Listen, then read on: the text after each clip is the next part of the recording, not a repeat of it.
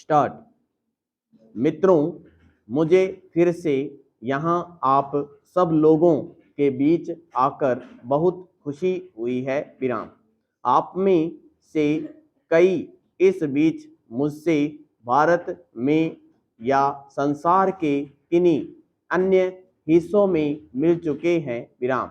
आप लोगों को मेरे दिन के कार्यक्रमों के बारे में कुछ वर्णन लिखकर दिया गया है, लेकिन शायद आप सब जो राजनीति में रहने वालों के जीवन से परिचित है, जानते हैं कि उनके कोई दो तीन दिन एक जैसे नहीं हुआ करते हैं और कोई कितना भी ध्यान करना और दूसरी भिन्न भिन्न चीज करना चाहे, इच्छा मात्र ही रह जाती है, हो नहीं पाती। विराम।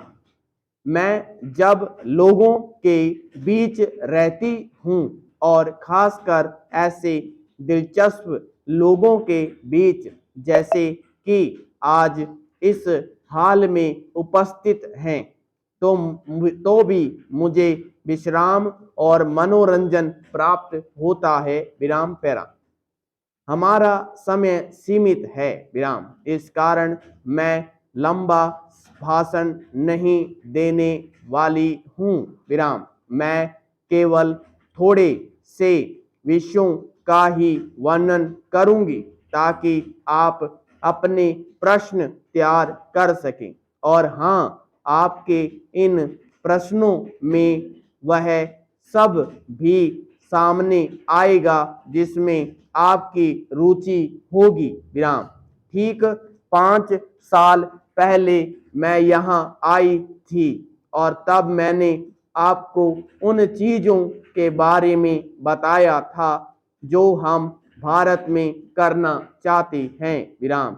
इस बीच भारत में ही नहीं, संसार के सभी भागों में बहुत कुछ घटा है, लेकिन स्वाभाविक है कि इस समय मुझे अपने देश की ही चिंता है। विराम पैराची।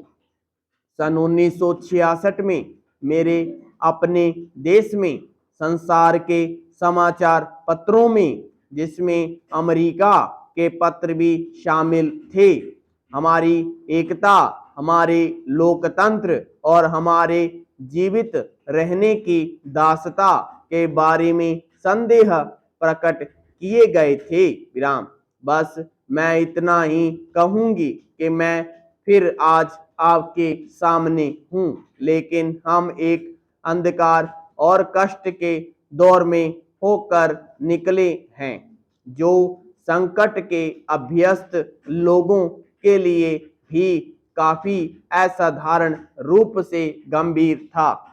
अब हम गेहूं, चावल और उन अनाजों के मामले में जो हमारे लोगों की मुख्य खुराक है, आत्मनिर्भर है। विराम। सिंचाई की सुविधाओं और उर्वरकों के उत्पादन में बढ़ने से अन्य कृषि उपजों की पैदावार बढ़ने की उम्मीद है। विराम। हमारे परिवार नियोजन कार्यक्रमों का भी कुछ प्रभाव हुआ है। विराम। हमारी पार्टी में परिवर्तन भी शांति से हो गए हैं, जिनसे हमारी राष्ट्रीय जीवन में अधिक गठन और दिशा विवेक आया है। विराम। आम चुनावों में अपनी जनता में हमारे विश्वास को भी सही साबित किया है। विराम पैरा। मित्रों, चुनावों ने लोगों में नई आशा जगाई है और नई शक्ति और उत्साह पैदा किया है, लेकिन आज आपके और मेरे मन में सबसे ऊपर जो विचार है, यह है पूर्वी बंगाल के संकट का। विराम। वहां भी चुनाव हुए विराम। इस लक्ष्य के बावजूद कि पूर्वी बंगाल के चुनाव सैनिक शासन के अधीन ही हुए, वहां की जनता ने अवामी लीग के पक्ष में इतना भारी बहुमत दिखाया जो लोकतंत्री अधिकारों में उनकी गहरी इच्छा का परिचायक है विराम। सैनिक शासकों ने बातचीत की इस अवधि को सैनिक जमाव के लिए इस्तेमाल किया और ठीक उसी दिन जिस दिन अवामी लीग ने सोचा कि आज समझौता हो जाएगा, ऐसा आतंक का दौर शुरू कर दिया जिसका इतिहास में उदाहरण मिलना मुश्किल है विराम। मैंने कभी कभी समाचार पत्रों की आलोचना करने में संकोच नहीं दिखाया है, लेकिन हाँ, आत्मरक्षा के लिए विराम। मगर इस मौके पर बहुत से देशों के संवाददाताओं ने जिस ढंग से संसार के अंतःकरण को जगाने की कोशिश की है, उसकी मैं प्रशंसा और सराहना करना चाहूंगी विराम।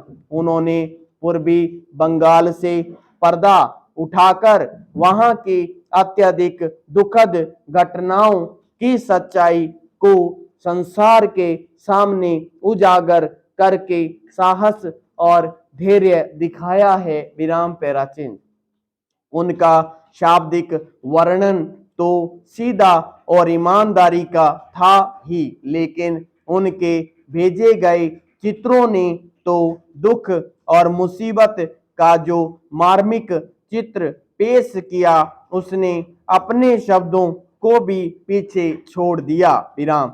वहां जो कुछ हो रहा है वह सामान्य अर्थ में गृह युद्ध नहीं कहा जा सकता विराम। यह तो नागरिकों को लोकतंत्री ढंग से वोट देने की जाति विनाशक सजा है विराम।